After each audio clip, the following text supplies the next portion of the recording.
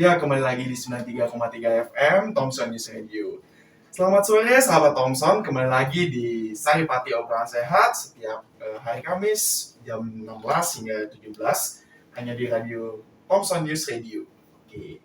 Baik, sahabat Thompson, kembali lagi bersama saya, Jungdik, dan di sini kami mengundang seorang dokter yang sangat luar biasa. Pertama, beliau sudah bergerak di bidang seksiolog. Beliau bernama Dr. Oka Negara, Esket and Biomed Fayez.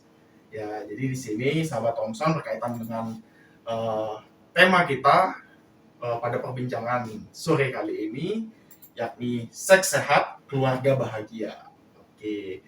Oke dok, sebelum kita mulai berbincang nih dok, saya izin sedikit. Ya, ginilah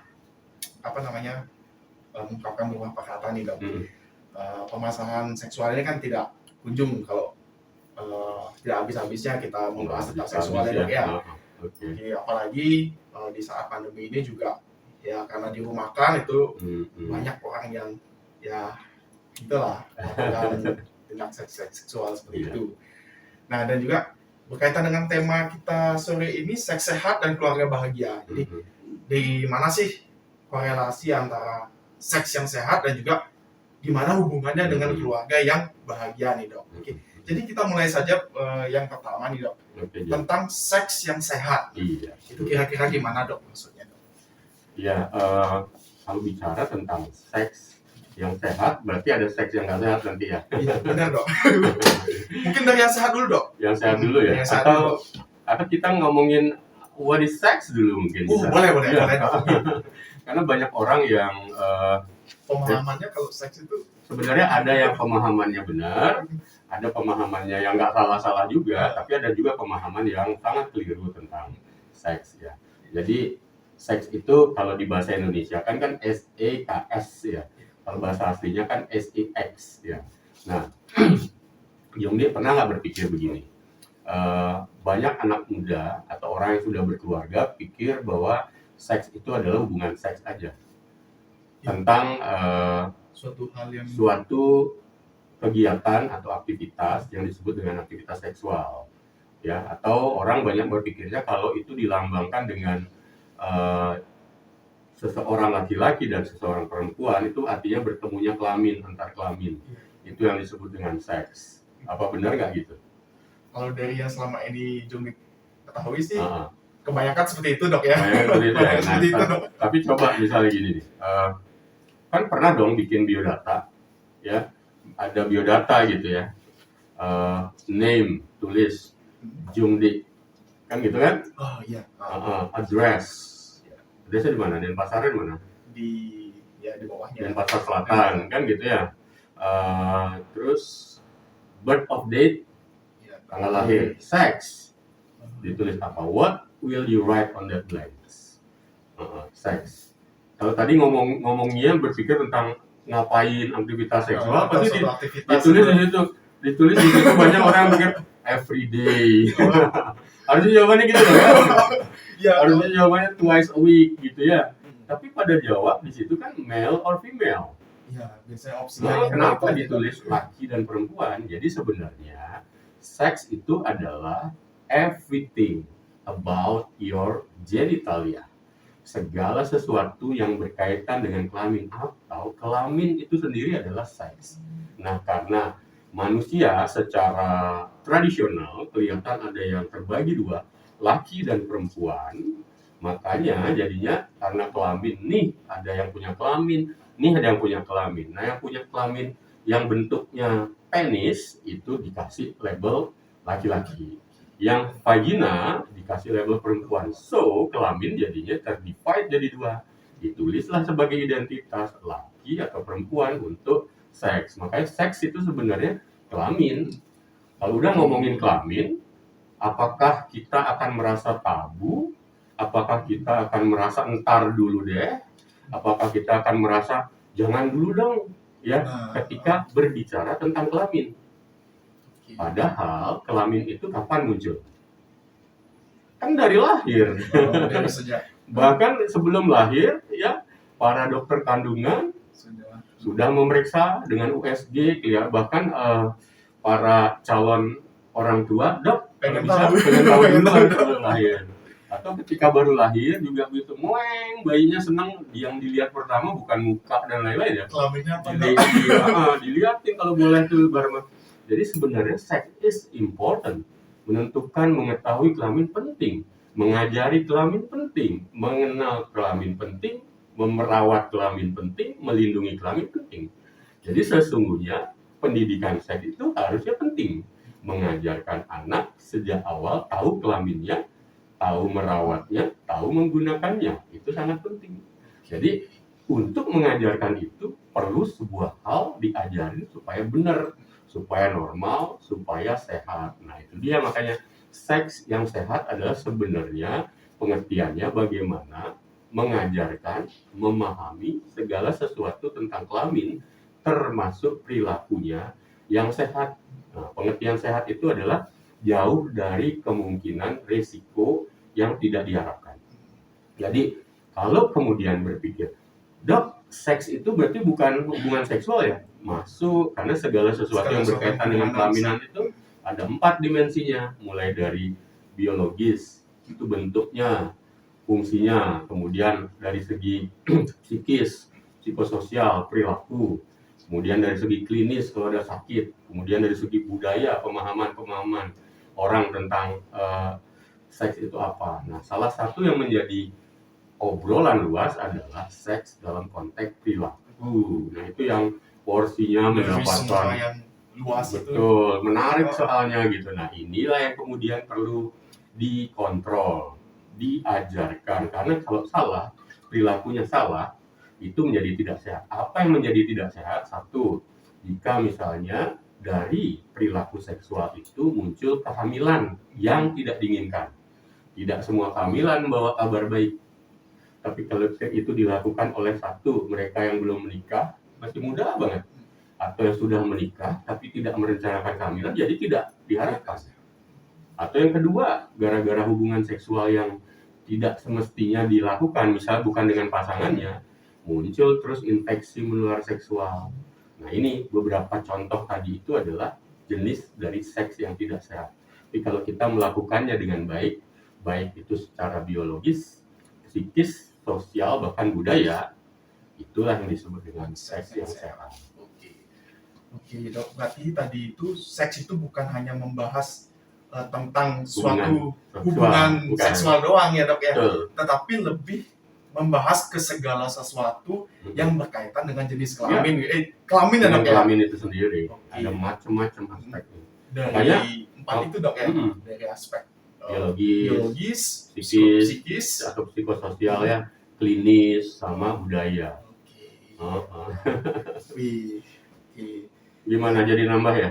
Ya. Nambah ya. Kalau ini kan mikirnya, itu yang diobrolin tuh di medsos, remaja yang pada berhubungan seksual, kemudian pasangan suami istri yang ternyata ada kehamilannya diragukan, siapa yang ini punya anak sebenarnya, kan gitu banyak tuh yang muncul di. Tapi nggak cuma itu, artinya ketika berbicara tentang kelamin kita sendiri, itu kita sudah ngomongin tentang sex education kalau kita mau belajar ilmunya. Soalnya kan kadang mungkin sahabat Thompson juga tahu kalau membahas segala sesuatu yang berhubungan dengan seks itu merupakan suatu hal yang tabu seperti itu dok ya, apa? Betul, benar banget ya. Banyak sekali kan di masyarakat seperti itu dok ya. Ya. Oke, baik sahabat Thompson, jika ada yang memiliki pertanyaan mungkin bisa menghubungi kami di nomor WA 081 908 93 3933. Oke, saya ulangi 0819 0893 3933. Oke. Ya.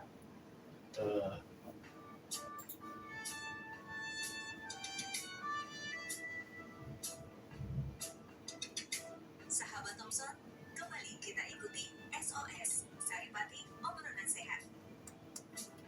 Ya, kembali lagi di 93,3 FM bersama saya, Jumdik, dan juga ada Dr. Oka Nagara, SK Biomed Fires, selaku seksiolog.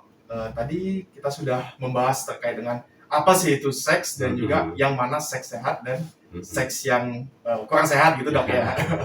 Oke dok, jadi kan sudah membahas tentang pengertian apa itu seks. Mungkin sekarang kita lebih membicarakan tentang fungsi dari seks itu apa ya dok ya. Fungsi dari seks itu apa. Lalu baru kita bahas terkait dengan apa sih kaitannya dengan kesehatan keluarga seperti itu. Iya. Jadi sekarang baru kita boleh setelah paham dengan arti katanya, kemudian pada akhirnya dok banyak orang mengkonotasikan atau memfokuskan bahasannya menjadi perilaku seksual, aktivitas seksual. Nggak apa-apa, karena memang ini domain yang paling menarik mungkin dibicarakan ya. Secara lebih terbuka orang di media, apalagi media sosial. Nah, pada akhirnya ketika berbicara tentang seks sebagai sebuah aktivitas seksual, itu fungsinya apa sih? Nah, yang paling pertama, orang berhubungan seksual untuk apa dong? Untuk secara klasik tradisional mungkin diajari di budaya, di agama, pasti jelasin hubungan seksual itu ada untuk melanjutkan keturunan, melahirkan generasi yang baru. Ya, bisa kebayang nggak kalau misalnya tidak ada aktivitas apapun pada manusia yang menyenangkan, yang bisa dilakukan, terus bagaimana keturunan itu muncul? Karena manusia nggak mungkin motong tangan terus tangan jadi manusia lagi gitu, kayak cecak, kayak cacing ya, potongan jadi karena pada makhluk lain disebut dengan perkembangbiakannya kan aseksual ya, amuba, membelah dirinya jadi gitu ya. Kalau manusia bisa gitu bagus ya. Tapi teknologi itu udah mulai disiapkan itu yang namanya cloning, tapi masih jauh dari etika ya. Jadi yang pertama fungsi seks adalah reproduksi. Nah, karena reproduksi itu juga dia membutuhkan waktu, timing, nggak langsung dari bayi bisa bereproduksi, enggak, tapi sesudah dewasa. Jadi ada waktunya kemudian berbicara tentang seks dalam konteks reproduksi. Nah, fungsi yang kedua tidak bisa dipungkiri, seks itu juga berfungsi rekreasi. Apa nih dok? Jangan-jangan dok ya, bukan kayak gitu dok. Rekreasi itu karena orang mencari rekreasi untuk apa? To get feel relaxed and happy, untuk mendapatkan kesenangan, pleasure. Jadi sesuatu yang menyenangkan itu bisa kita sebut sebagai rekreasi. Jadi seks pun, hubungan seks pun bisa digunakan untuk mendapatkan rasa menyenangkan. Jadi ketika pasangan suami istri, nah ini kan selayaknya dilakukan oleh pasangan suami istri, kan begitu ya. Jadi ketika pasangan suami istri mulai 1 sama 2 aja tidak mendapatkan fungsinya untuk reproduksi dan tadinya menginginkan, berarti udah ada masalah tuh.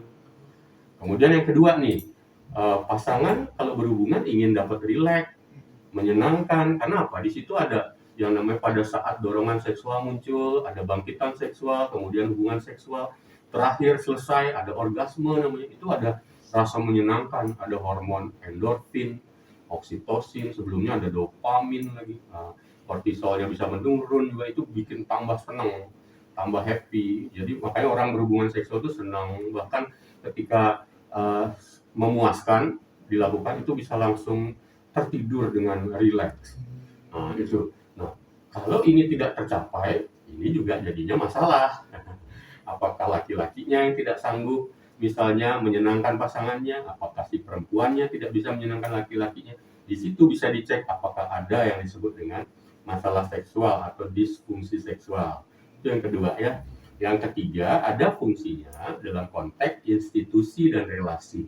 Jadi maksudnya begini, nggak sembarangan loh ternyata hubungan seksual itu bisa dilakukan, nggak langsung ketemu, Olre aku suka sama kamu, yuk. Nah, anak muda kan bilangnya ML ya. Yuk, lu sama gue kayaknya suka ML yuk, nggak mungkin begitu. Jadi ada tahapannya. Tahapan dari sexual behavior itu ada, mulai dari pendekatan dan lain-lain. Semakin dia dekat, semakin relasinya kuat. Bahkan untuk melindungi sangkar relasinya bahwa aku dengan dia kuat banget nih. Itu salah satunya mengikat adalah hubungan seksual. Ya, jadi nggak sembarangan. Jadi suami istri aja yang bisa, karena dia hanya boleh berdekatan. Itu kekuatan institusi dan relasi menjamin itu. Maksud saya akhirnya begini, ketika hubungan seksual nggak bisa dilakukan, jarang-jarang, yang satu nagih setiap hari, yang satu lagi mungkin jarang, ya istrinya nggak mau gitu mungkin, tapi nggak tahu ini sakit apa enggak, pokoknya ada bias aja antara kebutuhan bersama, itu bisa menjadi masalah di relasi. Nah, makanya kasus-kasus perselingkuhan itu salah satunya begitu. Pasanganku yang harusnya menguatkan relasiku supaya nggak ke tempat lain, nggak bisa. Aku jadinya cari yang lain deh. Nah, karena sekarang orang bersosialisasi kan demikian cairnya. Ya, Gampang banget, Dok. betul, ketemu siapa saja, di mana saja, janjian kayak apa saja, mau sembunyi kayak apa aja juga masih bisa diakalin gitu ya. Itu. Dan yang terakhir ada fungsi seks sebagai untuk kesehatan atau untuk bikin awet muda. Gimana tuh, Dok? Kok dengar awet muda nih sepertinya interesting sih. Jadi apa kemudian Jomde jangan-jangan berpikir begini, Dok, ya, makin sering berhubungan seksual bisa bikin awet muda ya? Itu banyak mitos yang bilang gitu. The more you do the sexual relation, the younger you are. Ternyata enggak. Ya, salah satu contoh gampangnya aja misalnya, saya beberapa kali turun ke edukasi ke tempat lokalisasi pekerja seks gitu ya, yang mungkin pekerja seks itu menerima pelanggan satu hari bisa 10. Saya lihat satu persatu, kalau siang tuh nggak ada yang awet-awet muda. Berarti nggak ngaruh, Dok, ya. Jadi banyak hal yang membuat orang menjadi awet muda, banyak hal yang membuat tampilan orang menjadi kelihatan look young gitu. Tetapi untuk menjamin bisa sehat apa enggak, memang bisa hubungan seksual ini, tapi ada rumusnya. Contohnya adalah hubungan seksual ini kan bisa disamakan dengan olahraga. Iya, jadi dia walaupun bukan sport, tapi aktivitas seksual itu membakar kalori cukup banyak. Nah, tapi dalam konteks sehat ada yang disebut dengan overtraining, ya, atau dia normal training atau di level yang pas. Jadi kalau mereka yang berlebihan sama dengan orang yang atlet dipaksa sama pelatihnya, tiba-tiba dia cepat sakit, cepat tua sesudah dia tidak lagi melakukan itu, atau nggak bisa lama-lama dia kemudian menjadi sakit karena dia dipaksa. Jadi yang berlebihan jelek, yang kurang juga jelek. Lalu, Dok, yang disebut awet muda itu apa? Jika hubungan seksual yang dilakukan ini bisa rutin, bisa kemudian dikondisikan dengan pasangan itu selalu dia menyegarkan. Ya, boleh nggak, Dok, dicari pukul rata kapan yang bagus ya? Kalau sebenarnya sih individual ya, berapa kali seminggu dan lain-lain itu antara suami istri. Tetapi kalau mau dipukul rata, boleh deh kita pakai satu rumus ini 2 kali seminggu. Itu contohnya jika dilakukan 2 kali seminggu, suami istri cari waktu yang tepat, di suasana yang tenang, menyegarkan, tidak sedang terganggu pikirannya, tidak sedang capek banget, itu bisa dikondisikan kayak begitu, itu aliran darah akan lancar. Jaminannya apa? Salah satu beberapa penelitian menyebutkan ada namanya kandungan nitrate oxide yang terjaga dengan baik. Nitrate oxide ini ibaratnya pupuknya pembuluh darah deh, dia yang akan menjaga kelenturan pembuluh darah jadi terjaga dengan baik, akhirnya dinding pembuluh darah bagus, aliran darah bagus, mengalirkan darah ke semuanya dengan lancar, dengan bagus, jadi tubuh lebih segar, bugar, hormon juga menjadi bagus. Jadi akan bagus buat sexual and reproductive problems ya, hormon seksual bagus, dan kemudian karena hormon terjaga, jadinya awet muda. Nah, ke situ larinya. Artinya setelah dilihat nih, seks yang sehat ini adalah yaitu selama 4 fungsi tadi terjalan dengan baik di antara pasangan yang kita harapkan memang layak untuk melakukannya. Jadi ada persyaratan lain, yaitu 1, dengan pasangan yang tepat, 2, di usia yang tepat, 3, dengan pola hidup yang bagus, dan berbagai dukungan untuk tetap menjaga kesehatan atau kebugarannya. Jadi fungsi reproduksinya jalan, fungsi rekreasinya jalan, institusi dan relasinya jadi bagus, faktor untuk menjaga kesehatannya bagus. Pada akhirnya hubungan seks yang sehat itu adalah hubungan seks atau seks yang sehat tadi kita balikan dalam satu summarize besar, adalah di mana hubungan seksual atau aktivitas seksual yang dilakukan termasuk dalam konteks reproduksi dan seksual yang lain itu sehat secara biologis, psikologis, ya, sosial, spiritual, dan bahkan cultural. Oke, berarti hampir sama, Dok, ya, seperti menjaga kesehatan yang lainnya. Iya, jadi nggak cuma murni fisik, dari fisik aja, pikiran, sosial, spiritual, jangan lupa. Jadi kita balik lagi ke konsep-konsep. Jadi konsep-konsep yang kelihatannya keren sekarang ini sebenarnya di zaman Kan dulu. yang lagi ngetren Oh, sekarang konsepnya apa sebenarnya itu? Mind, body, and spirit katanya. bahasa kerennya. Nah, itu ada label fashion atau apa itu ya pakai gitu ya. Padahal orang-orang zaman dulu itu bukan lagi belajar, itu sudah daily way of life gitu. Dan ini ketika dilakukan dengan baik oleh sepasang keluarga, pasangan ya di dalam keluarga, inilah yang kemudian akan menurunkan mulai dari mereka baru menikah ya, kalau dibalikan fase Grehaste, menikah kemudian berketurunan ya, anaknya mulai besar dan lain-lain, jadi itu ada satu kesatuan besar keluarga. Karena begini, ketika seks itu menjadi sehat, keluarga ini menjadi kualitas hidupnya menjadi bagus, dan ketika lengkap reproduksi juga dia berharap untuk punya keturunan, dan semua berjalan dengan target yang dia harapkan, akhirnya dia akan bahagia. Pada akhirnya tidak berhenti sampai di situ. Keluarga ini juga harus melanjutkan fungsi seksual ini ke generasi berikutnya. Jangan salah loh. Dan di situ Jungdi harus ada peran baru, bahwa keluarga yang sudah sehat ini, keluarga udah bahagia ini, melanjutkan edukasi seksualnya di keluarga. Ini yang sering dilupakan keluarga zaman sekarang, yang pada sibuk lupa untuk mengedukasi di level keluarga lo dulu, karena nanti anaknya ini adalah calon-calon orang yang baru yang belajar seks. Oke dokter, mungkin kita lanjutkan nanti membahas tentang kesehatan reproduksi untuk anak di keluarga seperti itu.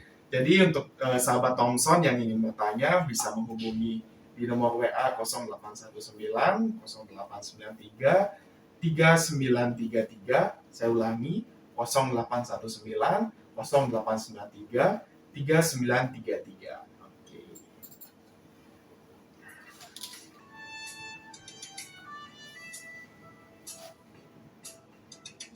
Sahabat Thompson, kembali kita ikuti SOS Saripati Obrolan Sehat. Ya, kembali lagi di 93,3 FM Thompson News Radio bersama saya Jungdik dan juga ada Dr. Oka Negara, Bias, selaku seksolog ya dok ya. Iya. Baik sahabat Thompson, jadi tadi kita sudah berbincang-bincang dengan Dr. Oka terkait dengan apa saja manfaat dari seks itu dok ya, terutama sangat berpengaruh sekali terhadap keluarga, banyak sekali dampaknya. Betul. Kemudian nih dok, kan tadi dokter sempat bilang tentang bahwa kesehatan reproduksi itu harus diturunkan dari orang tua ke anaknya dok.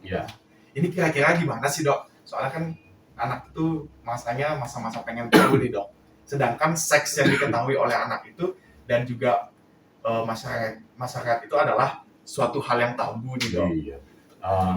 Ya, ini memang dua sisi sudut yang berbeda pada satu organ yang sama gitu ya. Jadi organnya kita ngomongin tentang kelamin, organnya. Jadi gini ya, dok, sebenarnya kalau dipikir hubungan seksual dengan konteks reproduksi itu dua hal yang bisa dibedakan dok ya. Bisa sebenarnya ketika seks ini dipandang sebagai murni hubungan seksual. Jadi yang konteks yang untuk hubungan seksual untuk berketurunan dipisahin jadi reproduksi itu bisa dibedakan. Tetapi kenapa ini dijadiin satu terus dijadiin satu? Karena dia mampir ada di fungsi atau di tampilan organ yang sama.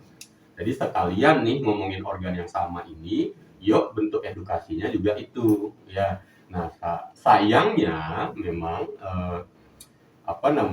perilaku manusia terhadap organ kelamin atau organ seks ini sedikit beda dengan organ tubuh yang lain ya. Mata dipamerin, bibir dipamerin ya.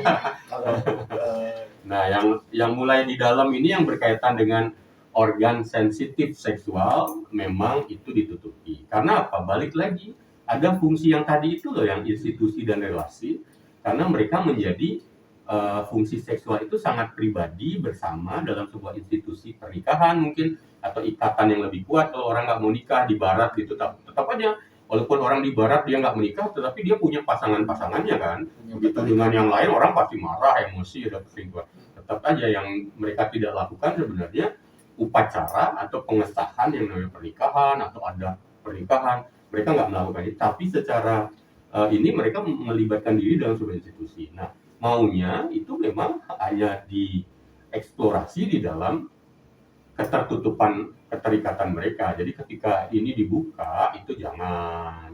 Kalau ini dieksplorasi itu mungkin disebut pornografi. Nah, pornografi kemudian ada kelasnya. Walaupun di Eropa pun, di Amerika pun pornografi itu legal, tapi ada aturannya. Di bawah 18 tahun nggak boleh, di bawah 12 tahun udah ada pencabulan anak namanya lagi gitu ya. Nggak sebebas itulah gitu ya. Jadi akhirnya tadi ketika dibilang ini agak tertutup, ya memang pada akhirnya kita sendiri menutup, membuatnya dia menjadi terbatas. Nah, justru dengan terbatas itu makin terlindungi harusnya.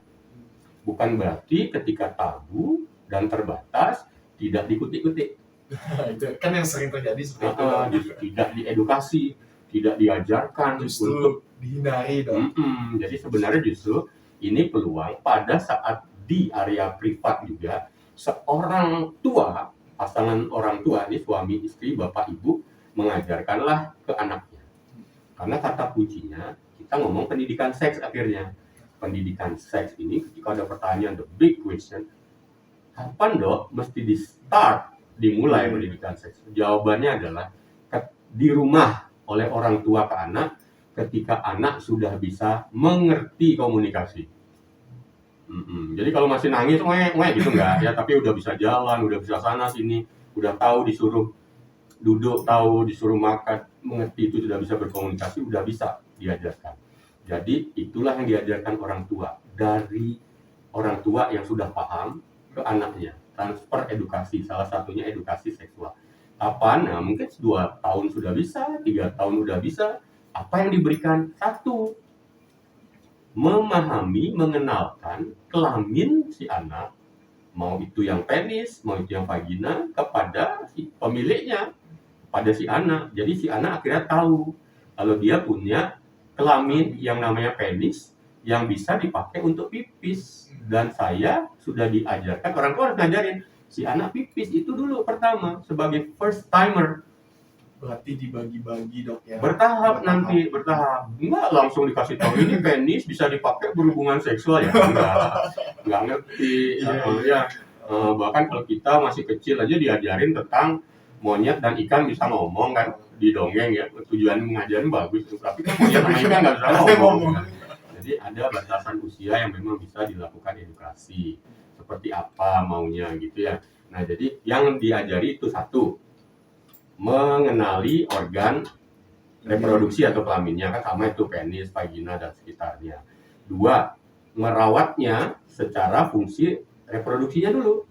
Fungsi reproduksi yang pertama berjalan yang bisa kelihatan adalah fungsi reproduksi, yaitu berkemih,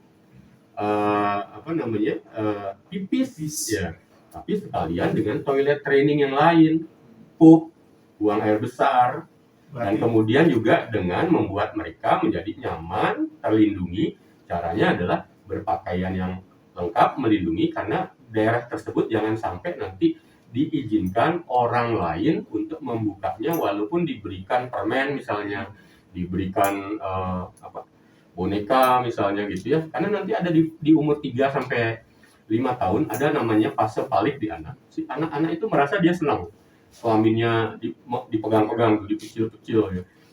Pakai celana dalam, celana anak-anak lah yang kecil itu ya, umur 3 tahun tiba-tiba mamanya arisan. Dia datang aja dipegang kelaminnya mama gitu ya, sambil dipecil-pecil gitu. Nah, kalau mamanya nggak paham bahwa itu umur 3 tahun itu memang masanya, nanti umur 5 tahun juga hilang, udah berhenti. Bisa dimarah tuh si anak, bisa dipukulin. Nah, itu berefek buruk buat jangka panjang. Si anak akan merasa kelaminnya tidak bersih lagi, kotor, tidak sehat begitu ya. Bahkan secara seksual jangan-jangan nanti sosok orang dewasa itu jadi menakutkan gitu. Jadi penting untuk diajarkan oleh orang tua ke anak sejak sedini mungkin. Oke. Baik dok, mungkin itu kan yang dari ini dok ya, dari yang anak masih kecil dok ya. Kalau untuk yang remaja nih dok, mungkin secara singkat aja nih dok. Ya. Jadi pengertiannya kemudian bertahap. Kalau anak-anak dia itu ya termasuk mencegah pelecehan orang dewasa. Tapi kalau yang udah mulai nih usia sekolah, itu yang ngajar udah mulai banyak. mulai dari sekolahnya, mulai dari orang tuanya tetap, kakak-kakaknya, lingkungan masyarakat, semuanya harusnya berkontribusi mengajarkan si anak satu, supaya tetap dia memahami norma-norma sosial yang berkaitan dengan pergaulan. Harus tahu itu dulu, Harus tahu diajarkan namanya dulu. mana yang boleh, mana yang tidak boleh, karena ada resikonya ciuman. Jadi jangan sampai begini, dibiarin aja. Awalnya kissing sama pacaran, terus necking, licking, petting sambil nungging, pada akhirnya pada bunting. Kalau pada bunting sebelum waktunya masih belasan tahun, semuanya pada pusing dan ngeling. Nggak ada yang bangga dengan kejadian itu. Jadi kalau udah mulai dewasa, ngomongin persiapan mereka untuk berelasi, pacaran sehat, kemudian mempersiapkan keluarga, mengatasi hubungan seksual sebelum waktunya, atau mengajarkan resiko-resiko dari hubungan seksual, memakai narkoba, menggunakan juga sekarang gadget untuk mengakses informasi, itu yang penting saat ini. Itu semua diajarin tuh sama semuanya, termasuk media-media kayak di radio juga ngajarin tuh informasi yang positif. Karena kalau di gadget doang mereka seringkali dapat yang info yang bisa jadi yang justru sangat kontra dengan bentuk edukasi yang benar. Oke, berarti Dok, yang pertama itu harus dimantapkan dari segi keluarga dulu, dimantapkan edukasinya. Ya, semua berangkat dari terkait keluarga. dengan batasan-batasan yang mana dari umurnya disesuaikan seperti itu Dok ya. Oke. Nah, jadi jangan malu sebenarnya orang tua untuk ngajarin, jangan takut, karena ketika justru mereka jauh dari orang tua, akhirnya nanya ke orang yang lain, aduh lebih repot. Oke. Ya dokter, ini karena keterbatasan waktu nih Dok ya. Mungkin ada sepatah atau dua patah kata nih Dok yang untuk mengajak lah. Ya, jadi intinya adalah buat semuanya sahabat Thompson, baik di usia berapapun, kita harus melihat bahwa perhatikanlah mulai saat dini kesehatan reproduksi dan seksualnya, mulai dari tubuh, fungsi, termasuk perilaku. Kalau selama ini semuanya sudah sehat dan bisa dilakukan dengan pasangannya di dalam rumah dan kemudian di keluarga dilakukan sama, itu artinya sudah melakukan seks sehat untuk jaminan keluarga bahagia. Tapi begitu ada masalah, pastikan tanyakan ke orang yang tepat supaya tidak salah jalan, salah terapi, malah jadi tidak bahagia. Oke, iya. Oke, terima kasih banyak Dr. Oke Negara sudah memberikan banyak sekali wawasan-wawasan yang baru Dok ya untuk sahabat Thompson di rumah.